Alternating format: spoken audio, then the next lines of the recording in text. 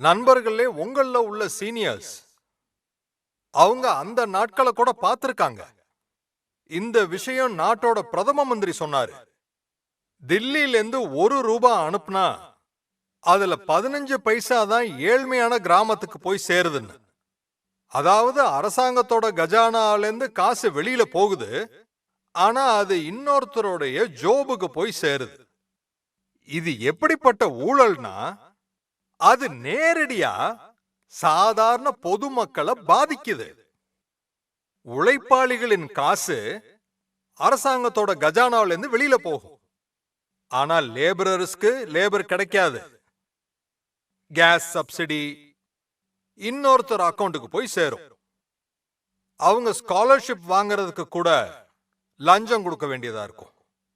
10 வருஷத்துக்கு முன்னாடி அரசாங்கத்துல யார் இருந்தாங்களோ அவங்களுக்கு இது சூட் ஆகலாம், அவங்க அரசியலுக்கு இது ஒத்து வரலாம். ஆனா நண்பர்களே, நாங்க அரசாங்கத்தின் கஜானாவின் இந்த கொள்ளைய முழுமையா தடுத்து நிறுத்திட்டோம். நாங்க ஜன்தன், ஆதார், அப்புறம் மொபைலோட சக்தியை அதிகரிச்சிருக்கோம். நாங்க டைரக்ட் பெனிஃபிட் டிரான்ஸ்பர் டிபிடி மூலமா 34 lakh crores of rupees 34 லட்சம் ரூபாய் நேரடியா பயனாளிகளுடைய பேங்க் அக்கவுண்டுக்கே கிரெடிட் கொடுத்தாச்சு.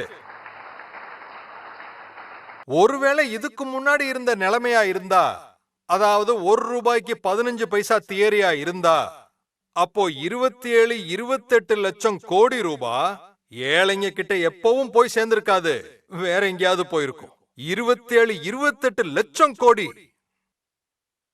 வெவ்வேறு திட்டங்களுக்கு கிட்டத்தட்ட 10 கோடி பயனாளிகள் இருக்காங்க. அதுல இன்னும் பிறக்காதவங்க கூட இருக்காங்க. ஆனா பேப்பர்ஸ்ல அவங்க உயிரோட இருக்காங்க. அவங்க இந்த திட்டங்களுக்கு பயனாளிகள் ஆயிட்டாங்க. நாங்க அந்த மாதிரி 10 கோடி ஃபோர்ஜரி கேஸ நீக்கி இருக்கோம். அப்படின்னா இதுல பெனிஃபிட் அடைகிற மக்கள் மோடிக்கு ஜால்ரா தட்டுவாங்களா என்ன?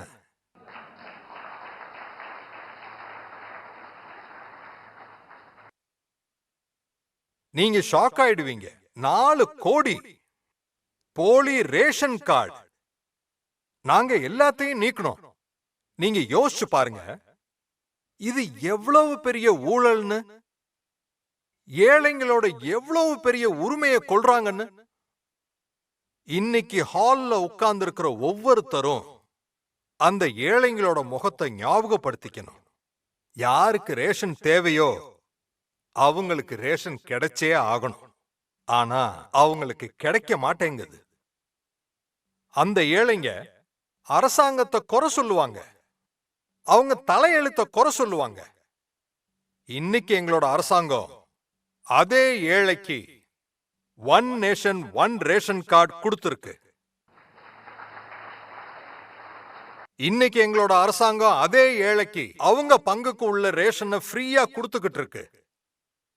இன்னைக்கு அந்த ஏழை எனக்கு ஆசீர்வாதம் கொடுக்கும் போது எதிர்கட்சிக்காரங்க மனசுக்கு கஷ்டமா இருக்கு. அவங்க என்ன திட்டிக்கிட்டு இருக்காங்க. ஏழைங்க எனக்கு ஆசீர்வாதம் கொடுக்கறாங்க, அதனால அந்த ஏழைங்களையும் திட்டுறாங்க. ஆனா திட்டால எதுவும் ஆக போறதில்ல. நாடு எப்பவோ முடிவு பண்ணிருச்சு. மறுபடியும் இன்னொரு தடவை